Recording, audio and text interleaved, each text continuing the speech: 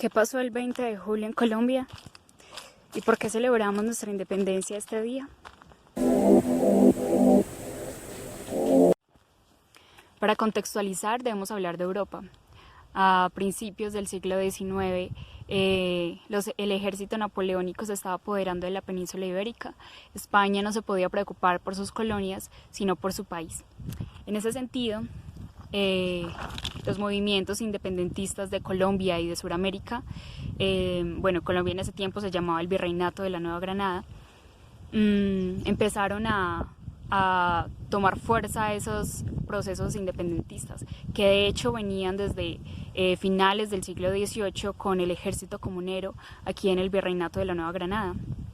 El 20 de julio lo que pasó fue uno de esos tantos procesos para independizarnos de España. En ese sentido, el acta del 20 de julio de 1810 no fue el inicio de la independencia de Colombia, porque solamente fue para el asunto de Santa Fe, es decir, fue una cuestión muy local.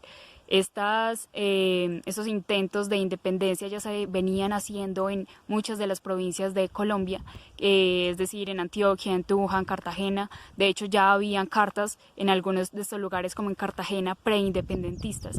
Entonces no se podría decir que el 20 de julio se inició la independencia. Fue simplemente una de esas muchas llamas que ya se estaban encendiendo para este gran proceso de la independencia. Entonces, nosotros, ¿por qué celebramos el 20 de julio la independencia de Colombia? Como digamos que esa era la vieja capital del Virreinato de la Nueva Granada, decidió a nivel histórico tratar esta fecha como la fecha de independencia de Colombia. Sin embargo, esa no fue el inicio de las manifestaciones independentistas, sino que fue una de esas manifestaciones que en todo el país se fueron comenzando para independizarnos. Entonces, poco a poco estas actas empiezan a dar fruto y las provincias entonces adquieren cierta independencia. Luego, a nivel central se dice que se quiere formar una república o que se quiere formar una constitución provisional, es decir, la que se hace luego de revocar algún o de que se caiga algún gobierno, pero lo que no pasa es una constitución provisional, sino constituciones provinciales, es decir, cada provincia de Colombia no quiere, digamos, depender totalmente de un gobierno centralista, sino que más bien se haga un gobierno a nivel federal. El deseo por tener un gobierno federal viene de una tradición norteamericana y además de la autonomía local que tenían los españoles. Las provincias entonces empiezan a ser soberanas, autónomas, pero también se quería tener un gobierno que tratara de unir a todas las provincias de Colombia. Es decir, cada uno iba a tener cierta autonomía, pero se iban a unir solamente para cuestiones que fueran de interés común. Así como se motiva la primera organización política en nuestro país. En 1811, entonces, las provincias de Antioquia, Cartagena, Neiva, Pamplona y Tunja hacen, digámoslo así, una reunión para crear esta nueva organización política que se llamaría Confederación de las Provincias Unidas de la Nueva Granada. En esta no quiso participar Cundinamarca porque sus deseos eran firmemente centralistas. Este proceso federalista se levanta Cundinamarca, que era firmemente centralista, liderada por Antonio Nariño, quien también tenía a cargo el periódico La Bagatela, y se empieza una guerra civil entre federalistas, entre centralistas y también entre los patriotas y los realistas. Esto lo que hace es que se cree la patria boba, lo que llamamos porque se fijan en los partidos políticos como lo hacemos hoy en día en nuestro país y no nos fijamos en los problemas reales. Esto pasó con la patria boba, lo que permitió la reconquista española y que de ahí se asesinaran muchos de nuestros intelectuales y líderes y lideresas que estaban motivando este proceso independentista.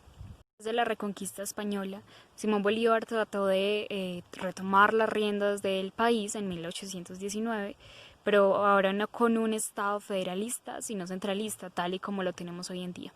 Y fue en 1821 cuando se firmó la Constitución en Cúcuta, y esa Constitución sí fue nacional, y bueno, se podría decir que desde ahí sí hay cierta independencia a nivel de todo Colombia y de la Nueva Granada, no solamente por una provincia, sino de todo el país.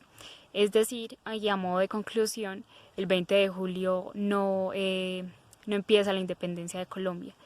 Es simplemente uno de los muchos procesos independentistas. De hecho, el recomendado literario que les traigo, que es Enrique Santos Molano, él dice que el 20 de julio fue simplemente un simulacro. Sin embargo, yo no la llamaría simulacro, sino un proceso, o más bien parte de un proceso independentista en todo el país.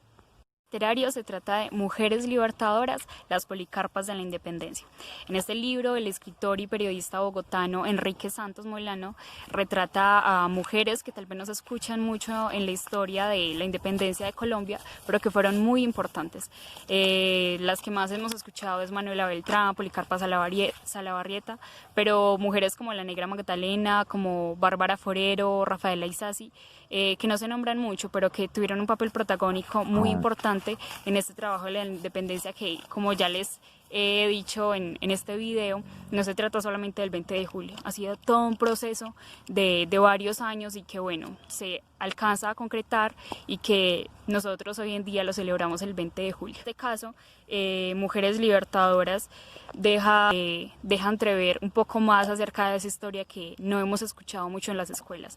Y les quiero leer un apartado de la labor que hacía Policarpa también en las escuelas.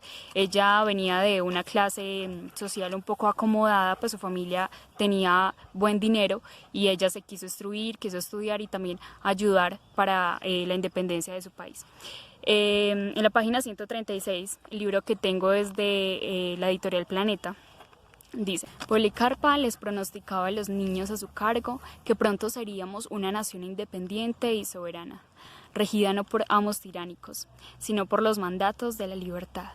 Seríamos una nación de hombres y mujeres, libres, y si había que dar la vida para ayudar a construir esa nación, ella, Policarpa Salabarrieta, la daría con gusto. Y bueno, la historia no niega este episodio de que ella entregara la vida por la libertad de su país.